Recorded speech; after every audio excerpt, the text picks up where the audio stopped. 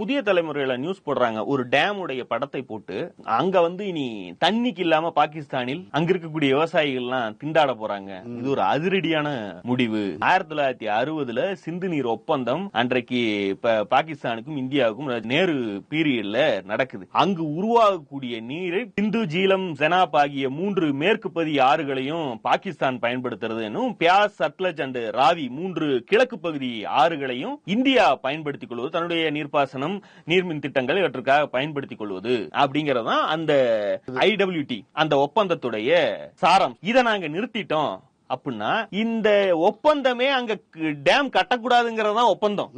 டேமே கட்டாத ஒரு இடத்துல டேம் கட்டி அது எப்படி நிறுத்துவீங்க? அது ஒரு மலைப்பகுதி. ஒரு இடத்துல மொத்த தண்ணி டேப்ப திறந்து விட்ட மாதிரி போறது கிடையாது. மலை முழுக்க பொழிகின்ற மழை நீர் தான் ஆறா ஓடி போகுது. நீங்க அந்த இடத்துல எந்த டேமுமே இல்லாமல் நீங்க அதை எப்படி தடுத்து நிறுத்துவீங்க? அப்போ இங்க இருக்கக்கூடிய இந்தியர்களுக்கு அந்த பகுதியுடைய அரசியல், சிந்து நதி ஒப்பந்தம், அந்த நிலப்பரப்பு எப்படியானது, அந்த நீரை நம்மளால தடுத்து நிறுத்த முடியுமா?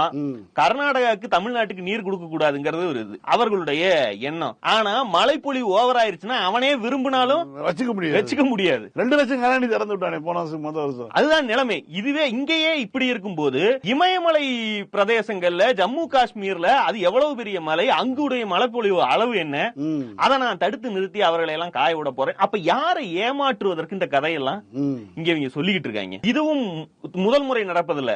ஊரி தாக்குதல் நடந்துச்சுல்ல, அப்போதே மோடி ரத்தமும் நீரும் ஒரே நேரத்தில் ஓட முடியாதுன்னு ஒரு பஞ்சடிச்சார். இதே சிந்து நீர் ஒப்பந்தத்தை தொடர்பாக நாங்க அதை நிறுத்துவோம்.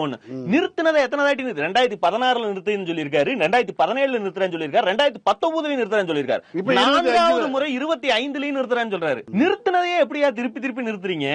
அப்போ இங்க இருப்பவர்களை எவ்வளவு மடையர்களாக நினைத்தால் இதெல்லாம் அவன் லைன் ஆஃப் கண்ட்ரோலுக்கு சிம்லா ஒப்பந்தத்தை கேன்சல் பண்றேன். இந்த நதிநீர் ஒப்பந்தத்துல 3வது நபரா உலக வங்கி கையெழுத்து போட்டிருக்கு. நீங்க உங்களுடைய சார்பில் அதுல இருந்து விலகிக் கொள்கிறீர்கள் என்றால் அதை அவங்க ஏத்துக்கொள்ள மாட்டாங்க.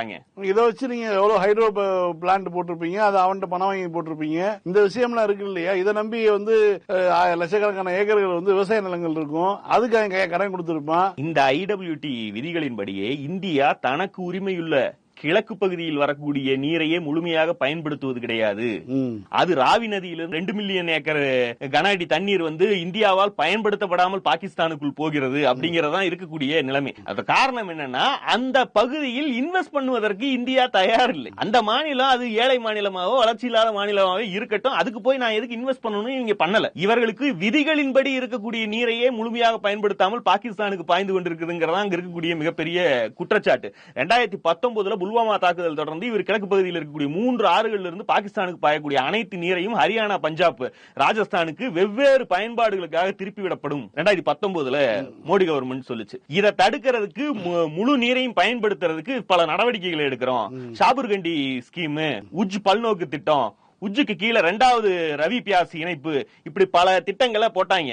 இன்னைக்கு நீங்க பிளான் போட்டு இதுக்கெல்லாம் இடையில இந்த மாதிரி கால்வாய்கள் கட்டி, அணைகள் கட்டி திருப்பி விடுவதற்கான வழிகள்லாம் செய்து, அதாவது உங்கள் விருப்பத்தின்படி பாகிஸ்தானுக்கு நீர் செல்லாமல் தடுக்கணும்னா, அதாவது பாகிஸ்தானுக்கு இந்த ஒப்பந்தத்தின்படி போற நீர் இல்ல, உங்களுக்கு உரிமைப்பட்ட ராவி நீரையே அங்கு போகாமல் தடுக்கணும்னா இன்னும் 10 வருஷம் வேலை செய்ய வேண்டியிருக்கு. அப்போ நடக்காத ஒன்றை, இது எந்த இம்பாக்டையுமே ஏற்படுத்தாத ஒன்றை இந்தியாவில் இருக்கக்கூடிய மக்களை ஏமாற்றுவதற்காக நாங்களும் நடவடிக்கை எடுக்கிறோம் பாருன்னு காட்டுவதற்காக கதை சொல்லிக் கொண்டிருக்கிறார் மோடிங்கிறதா இதுல இருக்கக்கூடிய செய்தி.